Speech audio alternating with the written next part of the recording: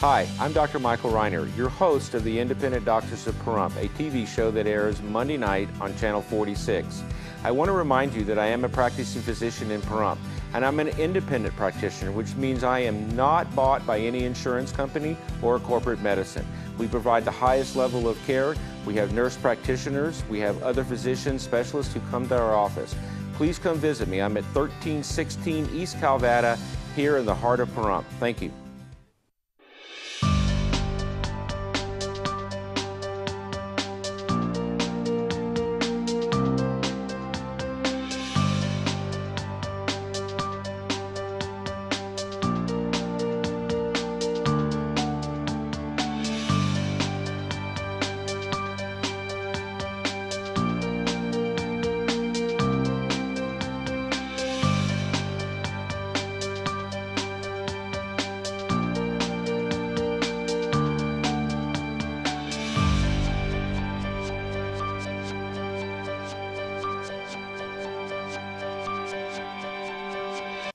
Welcome back to the last segment, and I know Ray was thinking about having a call, so it's probably a good time, Ray, if you're out there to get that call in as your last question.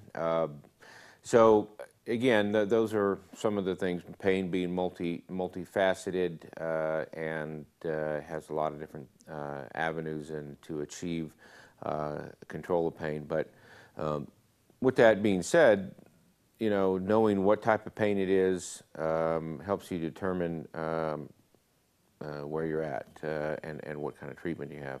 With regards to these opioid pain medications, again, it's not really the best, and I say this knowing that there are a lot of patients who are on these prescriptions. It's not really the best pain medication for arthritic and things of that nature.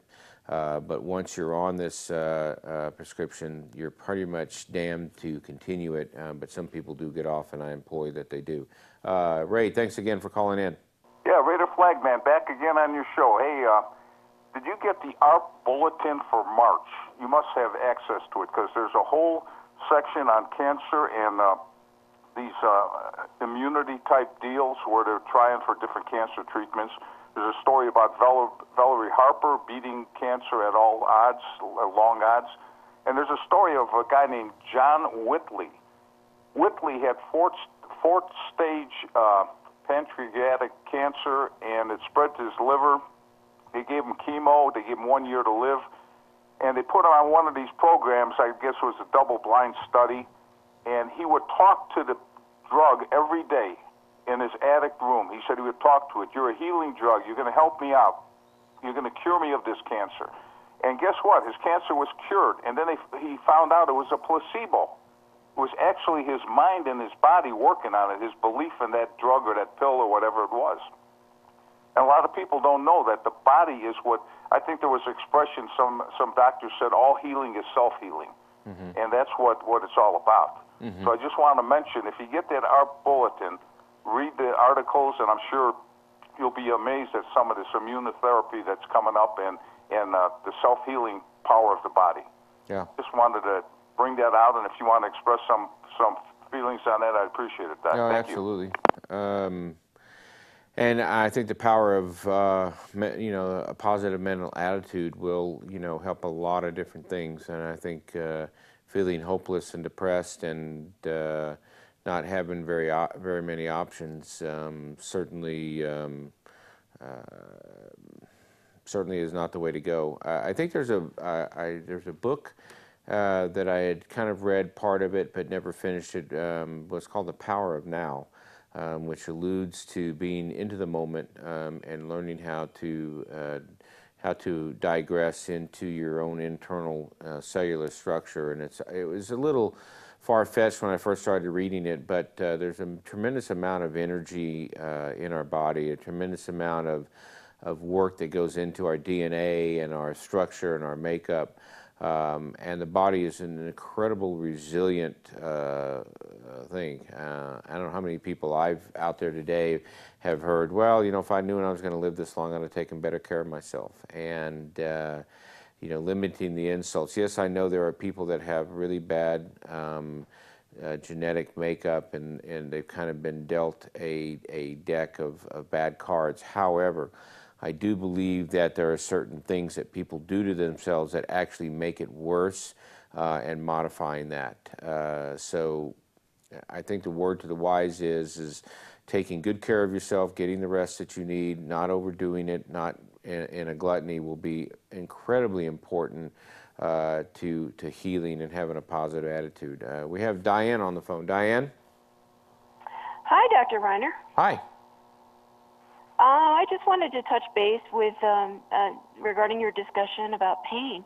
Yes. My mother-in-law was on morphine because she had severe pain in her back and in her legs from, reduced circulation in her arteries. And she decided to go with a medical marijuana card. Mm-hmm.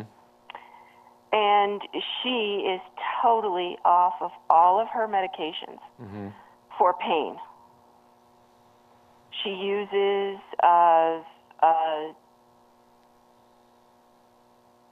CBD, a high CBD Mm-hmm. oil Mm-hmm. for the pain, and she uses a electronic cigarette-like thing for her for nerves to calm her. Mm-hmm. And between the two of them, she is taking no pain medication. Well, and this is one of the remarkable things that is happening out there, and she is not the only person in my practice who basically has experienced being able to get off of their opioid pain medications, which, I said this a while back on a couple of shows, I've not ever heard of someone overdosing on marijuana. And of course, they want to say it's a gateway drug and it's all this other stuff. And if you're using it for recreational purposes, maybe so. But this is medicinal purposes, and people that are using it for medicinal purposes are being educated by people that are growing it and people that are actually dispensing it. And the science of marijuana and its natural presence on this earth tells me that look what they've done with just plain opium, and the amount of opioid medications that have been derived from one particular molecule and what chemistry has done to it. But because our federal government is not behind it, it's kind of it's the specter of it, the reefer madness days where it's basically poisoning our minds that it's bad for you.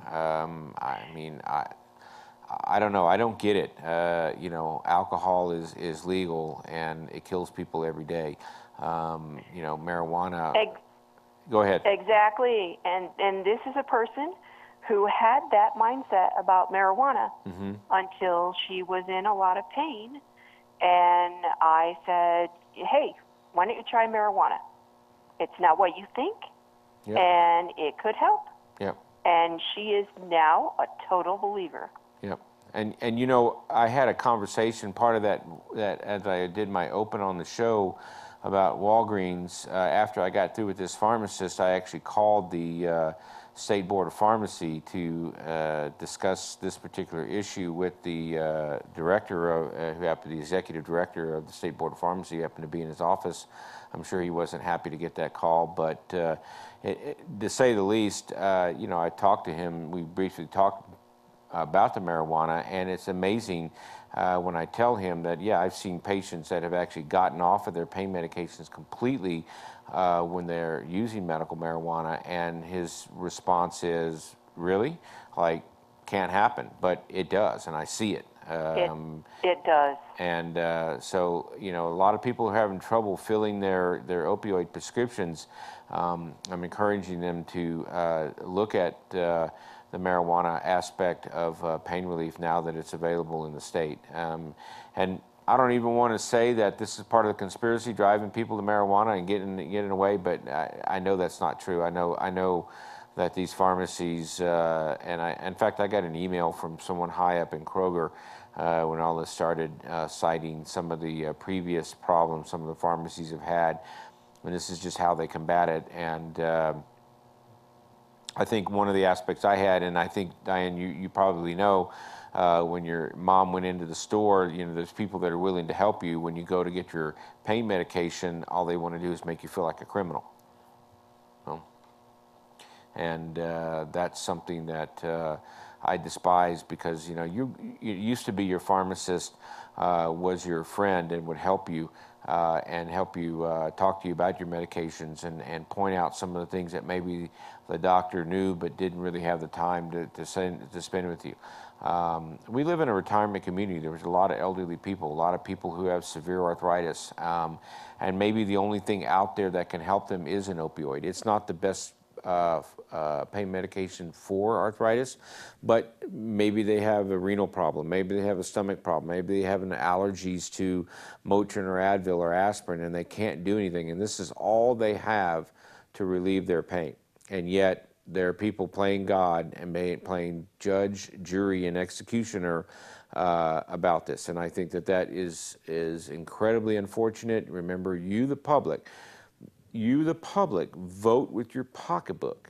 And if you continue to do business in a pharmacy or in a grocery store that doesn't want to take your health and put it at the foremost, then why are you still supporting that place with your money? Why would you continue to go back to some place if they're not going to put you number one? And I was alluding to that before we had another caller with, I mean, these places, you know, they know that in a lifetime you could spend up to $200,000 in a grocery store over a period of years in a lifetime. And so that's why they give away some of the prescriptions to get you into the store so that you will turn around and buy a pack of gum, or you'll buy a gallon of milk, or you'll buy it, you know, at 85 cents more than you would spend anywhere else, just because you were there. And you know what?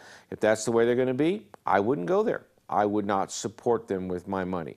If it means I had to drive to Las Vegas to get my prescriptions filled, I might just drive to there and do my grocery shopping too. You know, to hell with people that don't want to help other people in this community. They tell you you want to shop local, you want to support local, and this is not the attitude of supporting the local community. Making sure that patients are getting what they need and the prescriptions they need. And we can't do anything about pharmacies jacking up prices and doing the other thing, but we sure can vote with our pocketbook, and we sure can decide to take our business somewhere else. And trust me, I mean, the police are out writing tickets because they have a $3 million shortfall in Pahrump. They're out, you know, writing people left and right. You know, so if you were to take your business down to Vegas, the gas prices aren't too bad. You got to have a car that gets there, but if you do, my suggestion is that you do. And with that, I'm going to close the show, and I want to thank you very much for tuning in. Thank you for your caller, Ray, Louie, Diane, and Chuck. I appreciate, and Linda. I hope you all have a great night, and I'll see you here next week. Thank you.